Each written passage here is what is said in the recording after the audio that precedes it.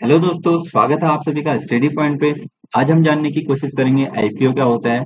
आजकल social media पे या न्यूज चैनल्स पे आप देख रहे होंगे कि बहुत सारी कंपनीज अपना आईपीओ लेके आती हैं।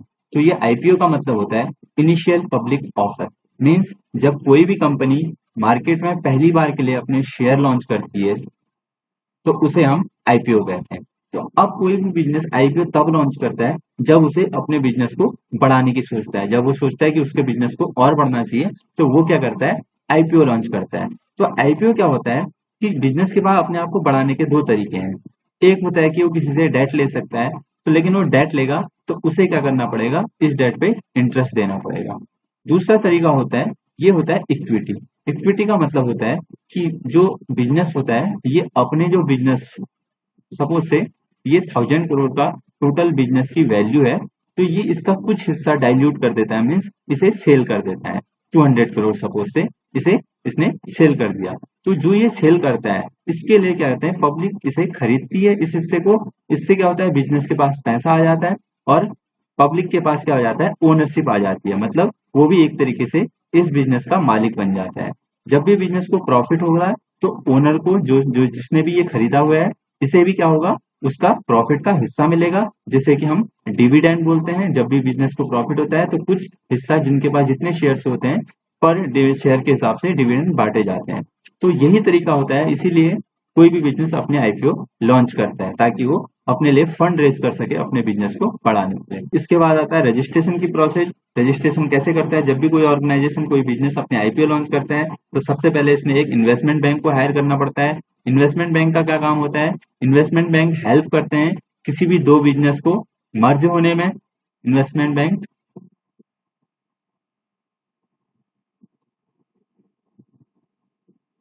ये किसी भी दो बिजनेस को अगर कभी मर्ज होना होता है यानी जुड़ना होता है, जैसे दो बिजनेस हैं, ये अलग अलग बिजनेस हैं और सपोज से ये मर्ज होना चाहते हैं, तो वहां पे हेल्प करता है। इसके अलावा एक्विजिशन यानी एक्वायर, जब भी कोई एक बिजनेस होता है ये किसी दूसरे बिजनेस को एक्वायर करता है तो वहां पे भी इन्वेस्टमेंट बैंक हेल्प करते हैं। इसके अलावा जब भी किसी बिजनेस को अपने आईपीओ लॉन्च करना होता है तो ये इन्वेस्टमेंट बैंक की हेल्प से ही होता है। तो आईपीओ लॉन्च करने के लिए सबसे पहले किसी भी बिजनेस को एक इन्वेस्टमेंट बैंक को हायर करना होता है।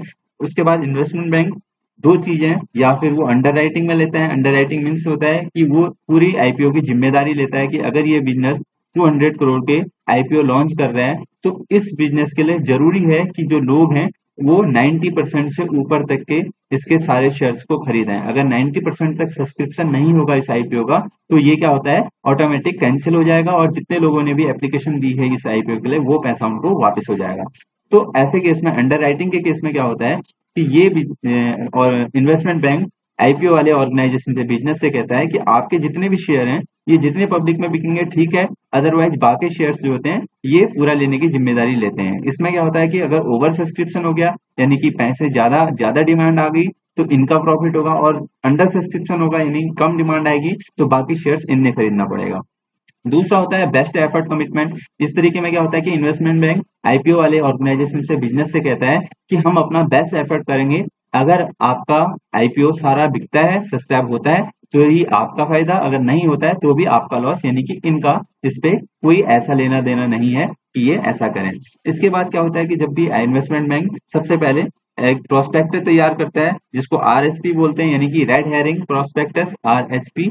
इसमें डिटेल लिखी रहती है आई की इस बिजनेस की क्या वैल्यू है, कितने शेयर ये डाइल्यूट, अपने बिजनेस का कितना हिस्सा डाइल्यूट करना चाहता है। जैसे कि अभी हमने बोला था कि 1000 करोड़ सपोज से बिजनेस की टोटल वैल्यू है तो इसका 200 करोड़, क्योंकि इन्वेस्टमेंट बैंक अपनी तरीके से पूरा वैल्यूएशन करेगा सबसे पहले इसका। उसके बाद कितना डाइल्यूट करना है, 200 करोड़, तो इसके लिए एक प्रोस्पेक्टस बनाते हैं जिसको हम आरएचपी बोलते हैं, रेड हेरिंग प्रोस्पेक्टस। और उसके बाद इस प्रोस्पेक्टस को वो सेबी में सबमिट करता है, सेबी पे जमा करता है। अगर उसमें कुछ एडिटिंग वगैरह करनी होती है, कुछ दोबारा से कुछ सुधार करना होता है तो सेबी वो करने को बोलते हैं। और एक बार अगर सेबी इसको वेरीफाई कर दे, इस आईपीओ को वेरीफाई कर दे, क्योंकि अब ये जो है बिजनेस है ये पब्लिक से पैसा लेना चाह रहा है तो पब्लिक इसके बारे में सब जानना चाहेगी। तो रेड हेरिंग प्रोस्पेक्टस या फिर जो भी प्रोस्पेक्ट ये रेडी करेगा, ये बहुत ज्यादा जरूरी है कि ये उस पर अपने बिजनेस की सारी डिटेल, कि कितना इसके ट्रांजेक्शन कैसे चलते हैं, कहाँ से क्या है, कितना इसका प्रॉफिट है पिछले 2-3 साल का, ये सारी डिटेल इसमें देता है। एक बार अगर इसके आईपीओ को सेबी वेरीफाई कर देता है। सेबी एक ऑटोनोमस बॉडी होती है जो कैपिटल मार्केट पे सारे रूल एंड रेगुलेशन बनाती है और देखती है कि सारा काम प्रॉपर सही तरीके से चल रहा है या नहीं चल रहा है शेयर मार्केट में। इसके बाद अगर ये वेरीफाई हो जाते हैं सेबी से इसका आईपीओ लॉन्च होने के लिए, तो इसके बाद ये क्या करते हैं, एनएसई और बीएसई नेशनल स्टॉक एक्सचेंज और बॉम्बे स्टॉक एक्सचेंज यानी कि जो हमारे मार्केट है स्टॉक एक्सचेंज है, यहाँ पे जो है इन लोगों का इनका क्या हो जाता है, एप्लीकेशन यहाँ पे चली जाती है इनकी एप्लीकेशन, और यहाँ पे इनके जो है शेयर्स वो रजिस्टर हो जाते हैं। इसके बाद ये लोग रोड शो वगैरह, यानी रोड शो मीन्स कि इसको रोड शो बोलते हैं। रोड शो मीन्स ये लोग क्या होते हैं, जो बड़े बड़े इन्वेस्टर होते हैं उनके साथ मीटिंग्स करते हैं और उनसे उनसे सजेशन लेते हैं कि इनका आईपीओ का साइज क्या रहना चाहिए, क्या प्राइस जो है लोग लेने को तैयार होंगे, क्योंकि ये ऐसा भी नहीं चाहेंगे, हो सकता है कि इनके एक शेयर को लोग 500 रुपए में खरीदने की वैल्यू रखते हो, इसका इतना वर्थ हो कि लोग इसकी एक शेयर के लिए 500 रुपए देना चाहें, लेकिन ये 400 में ही सेल कर दें। तो ऐसा भी नहीं होना चाहिए, और ऐसा भी ना हो कि लोगों को लगे कि 500 का शेयर की वैल्यू है बट ये 700 या 600 में दे रहे हैं। तो ये डिसाइड किया जाता है, यहाँ पे बहुत सारी मीटिंग्स की जाती हैं और ये सब पता किया जाता है। ये जब सेट हो जाता है तो उसके बाद एक बार प्राइस सेट किए जाते हैं, प्राइस सेट करने के बाद ये शेयर अलॉट कर दिए जाते हैं। अभी रिसेंटली देवयानी इंटरनेशनल इसके अभी आईपीओ लॉन्च होने वाले हैं। अब ये देवयानी इंटरनेशनल लिमिटेड क्या काम करता है, ये जो पिज्जा हट और केएफसी होते हैं इन सबको, ये जो फ्रेंचाइजी है इनको ऑपरेट करता है। तो ये अपने जो है मार्केट में आईपीओ लॉन्च करने वाला है, तो इसकी डिटेल से हम समझेंगे कि कैसे होता है। तो ये जो डिटेल लॉन्च करने वाला है ये 4 अगस्त को लॉन्च करेगा, यानी कि 4 अगस्त को मार्केट में पहली बार इसके जो है आईपीओ आ जाएंगे शेयर मार्केट में। तो पब्लिक क्या कर सकती है कि 4 अगस्त से 6 अगस्त को ये क्लोज होने वाला है, तो तब तक एप्लीकेशन दे सकती है, यानी कि जो भी इंटरेस्टेड हो। तो सबसे पहले जो प्राइस बैंड है, प्राइस बैंड का मतलब होता है कि जो भी इन्वेस्टर्स में इन्वेस्ट करना चाहेगा वो रेडी रहना चाहिए 86 के 90 के बीच में, जो भी रेट डिसाइड होगा जिस हिसाब से सब्सक्रिप्शन होंगे उस हिसाब से जो भी रेट डिसाइड होगा वो ये पे करने के लिए रेडी होना चाहिए। तो ये प्राइस बैंड होगा, यानी कि एक जो शेयर की वैल्यू है वो 86 और 90 के बीच में कुछ भी हो सकती है, वो डिपेंड करता है कि कितना सब्सक्रिप्शन हो रहा है। दूसरा आईपीओ साइज, यानी कि टोटल आईपीओ कितना लेके आ रही है। ये जो देवयानी इंटरनेशनल है ये जो है 1838 करोड़ के आईपीओ लेके आ रही है, मीन्स इतना अपने टोटल बिजनेस का, इसकी बिजनेस की जो भी वैल्यू होगी, जो भी कीमत होगी उसका इतना हिस्सा डाइल्यूट कर रही है। अब लॉट साइज का मतलब होता है कि ऐसा नहीं होता है कि जब शेयर पहली बार मार्केट में आते हैं तो जिसकी जितनी मर्जी उतने का खरीद ले। जैसे कि मैंने बोला 86 से और 90 रुपीज के बीच में एक शेयर आ रहा है, तो ऐसा नहीं है कि मैं 90 रुपए इन्वेस्ट करके बस एक शेयर खरीदूं। जब आईपीओ आता है उस केस में एक मिनिमम साइज डिसाइड किया जाता है कि इतना साइज आपने लेना ही है। तो इसका जो लॉट साइज है वो 165 है, यानी कि अगर आप एक लॉट लेंगे तो आपको 165 शेयर खरीदना ही पड़ेगा। और अगर एक शेयर की कीमत 90 है और 165 शेयर आपको खरीदना पड़ेगा, यानी कि आपको मिनिमम लॉट अगर आप इन्वेस्टमेंट करेंगे तो आपको मिनिमम 14,850 रुपया इन्वेस्टमेंट करना पड़ेगा। और मैक्सिमम लॉट यानी कि एक इंडिविजुअल मैक्सिमम 13 लॉट खरीद सकता है। अगर आप चाहते हैं कि आप उसके एक लॉट से ज्यादा खरीदें, यानी 165 शेयर तो आपको खरीदना ही पड़ेगा मिनिमम। इसके बाद अगर आप चाहते हैं कि ज्यादा खरीदें तो आप मैक्सिमम 13 लॉट खरीद सकते हैं, यानी कि 1,93,050 रुपया इन्वेस्टमेंट कर सकते हैं। इसे हम बोलते हैं रिटेल इन्वेस्टमेंट, यानी कि जो हम पब्लिक, जो हम आम आदमी होते हैं, हमें सिर्फ 35% जो होता है, जब भी कंपनी अपनी आईपीओ लॉन्च करती है तो उसका 35% जो है हम रिटेल इन्वेस्टर के लिए रखा जाता है, और क्वालिफाइड इन्वेस्टर्स के लिए रखा जाता है 50%। क्वालिफाइड इन्वेस्टर होते हैं जो बहुत बड़े बड़े बिजनेसमैन होते हैं, 50% इनके लिए शेयर्स होते हैं, ये बहुत बड़े बड़े बिजनेसमैन होते हैं। मीन्स ये जैसे म्यूचुअल फंड हो गया, पीएफ हो गया, ये जो ऑर्गेनाइजेशन होते हैं बहुत, जो बहुत लार्ज अमाउंट में मिलियंस पे जो पैसा इन्वेस्ट करते हैं वो लोग होते हैं।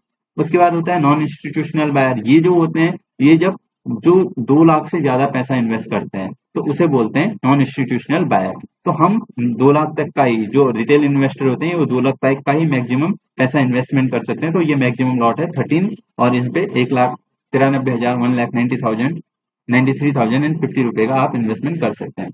अब ये 4 अगस्त से 6 अगस्त तक ओपन होगा, मीन्स इस बीच जिसे भी ये आईपीओ लेने होंगे वो एप्लीकेशन देगा मीन्स वो अपने ब्रोकर के थ्रू, जो भी उसका ऐप होगा, बहुत सारे ऐप मार्केट में अवेलेबल है, इसके थ्रू जो है पैसा वहां पे खरीदने के लिए अपनी एप्लीकेशन डालेगा। तो जब एप्लीकेशन डालता है तो इस बीच में क्या होता है कि आपको यूपीआई के थ्रू पेमेंट करना होता है। यूपीआई के थ्रू आपका जो ये पैसा होता है ये ब्लॉक हो जाता है आपके अकाउंट में।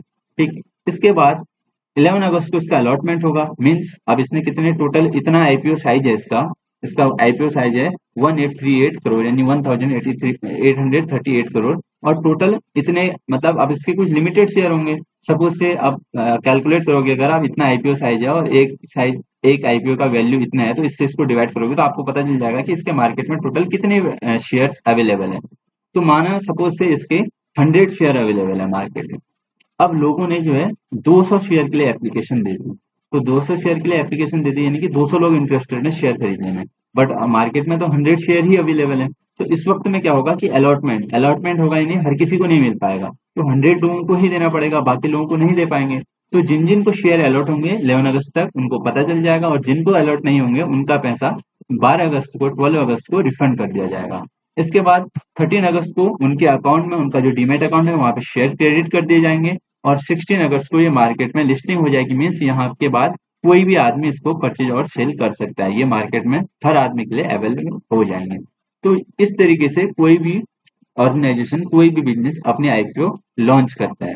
इन केस अगर 100 के 100 शेयर जो इन्होंने मार्केट पे लॉन्च किया था, इसमें अगर 90% तक के लिए सब्सक्रिप्शन लोगों ने एप्लीकेशन दी है, तो ये मार्केट में आ जाएगा। अगर 90% सब्सक्राइब नहीं होते हैं, यानी कि 90% से कम अगर लोग इसको इंटरेस्ट एप्लीकेशन देते हैं इसको खरीदने के लिए, तो ये शेयर जो है ऑटोमेटिकली मार्केट से गायब हो जाएगा और सारे पैसे रिफंड कर दिए जाएंगे। तो किसी भी ऑर्गेनाइजेशन को, किसी भी बिजनेस को अपने आप को स्टेबल करने के लिए एटलीस्ट 90% सब्सक्रिप्शन होना चाहिए। बहुत बार क्या होता है, ओवर सब्सक्रिप्शन हो जाता है। ओवर सब्सक्रिप्शन यानी बहुत ज्यादा सब्सक्रिप्शन हो जाता है। जैसे कि आईआरसीटीसी के केस में क्या हो गया था कि ये बहुत ज्यादा सब्सक्राइब हो गया था। मीन्स अगर आपके पास 100 करोड़ के शेयर हैं और आपके पास टोटल 500 करोड़ के लिए एप्लीकेशंस आ गई हैं, यानी कि 500 करोड़ का टोटल लोग खरीदना चाहते हैं, बल्कि आपके पास यही है, तो मतलब आपका जो ये है ये 5 टाइम ओवर सब्सक्राइब हो गया है। क्योंकि आपकी वैल्यू 100 करोड़, आप 100 करोड़ के शेयर ही सेल करना चाह रहे हैं मार्केट में, बट आपके पास लोग 500 करोड़ तक के पैसे देने के लिए रेडी हैं। वो 500 करोड़ की एप्लीकेशन आ चुकी है, तो आपका जो शेयर है वो 5 टाइम ओवर सब्सक्राइब हुआ है। तो बहुत बार ऐसे ओवर सब्सक्रिप्शन भी हो जाता है और बहुत बार अंडर सब्सक्रिप्शन।